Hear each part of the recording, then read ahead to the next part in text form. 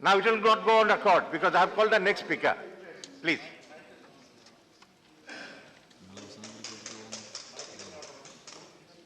This mic goes on.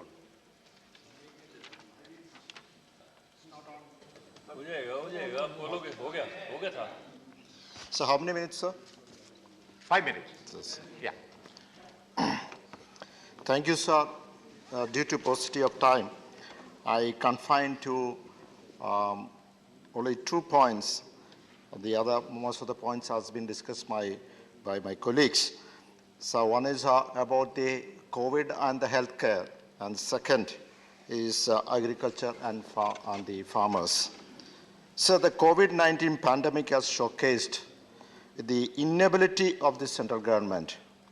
The pandemic has brought great visibility to the country's health infrastructure and the need to increase government spending on public health care to at least 2.5% of the GDP, as recommended by the National Health Policy of 2017. India's public health spending as share of GDP is the lowest among the BRICS nations. While the government is praising the schemes and policies it has introduced to improve the condition of farmers in the country and the positive growth witnessed by agriculture sector last year, the government is silent about the issue of the farmers and the agriculture labor suicides that is still prevalent in the country.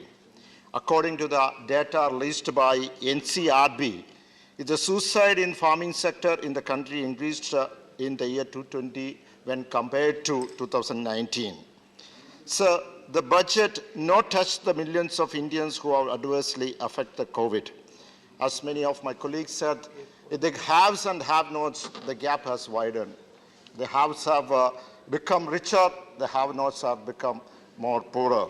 So there is no real freedom without economic freedom. And the way in which nation's income and expenditure is allocated is increasing in the number of poor, especially among the farmers. So the COVID pandemic has affected the nation in all strata of people. But when you go through the statistics, it has mostly affected the farmers who feed us. And the maximum people who have died due to COVID are also the farmers. Now, the farmers are facing the SARFAESI provision are mercilessly being invoked by the banks.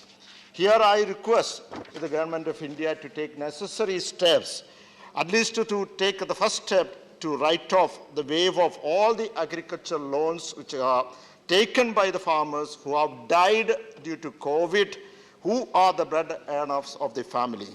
So I request the government of India to take a special package for ordinary workers who are facing great difficulty in finding jobs during the COVID times. So regarding Kerala, the Kerala economy, the Kerala's economy backbone depends on the rubber farmers and the price of the rubber. I specifically, I am raising this point, mainly because the rubber farmers are in distress. And the finance minister, she was in charge of the Ministry of Commerce earlier. She knows the plight of the farmers. She had come to the Kerala. She has had an interaction with the farmers and stakeholders, and she really knows the plight of it. That's why I wanted to talk about the rubber farmers here, sir. So I have taken this issue in the 0 hour also, sir. So mainly because the rubber, the price, fall of rise and fall of price of natural rubber, sir. Mainly, this is due to the dumping of the import of natural rubber.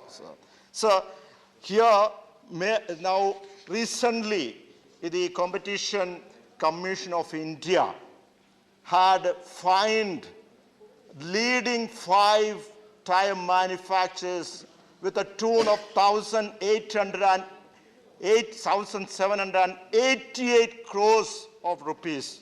For what? For forming a cartel and purposely, deliberately reducing the price of natural rubber. At the same time, when the natural rubber, the price goes down, actually the tire price also goes down.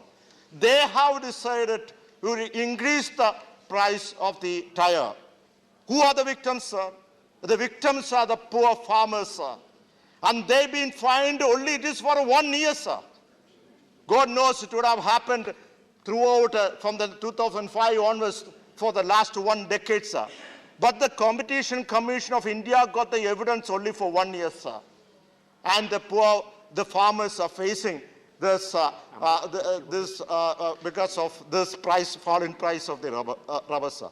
Not only that, sir, here the people of India who have a vehicle, they are also the victims, because artificially the price of the tire also has been increased.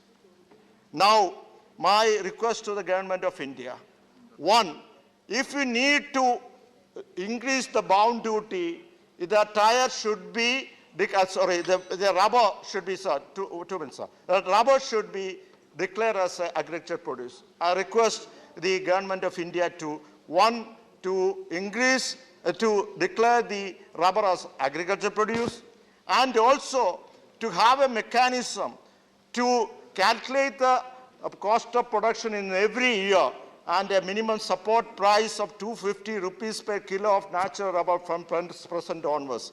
And lastly, I request the government of India, the fine collected 1,788 crores of rupees, which belongs to the farmer, should be immediately given to the farmer, take into consideration that a minimum support price of 250 rupees should be given to the farmers, sir. Thank you very much, sir. Shri Ramnath Thakur ji.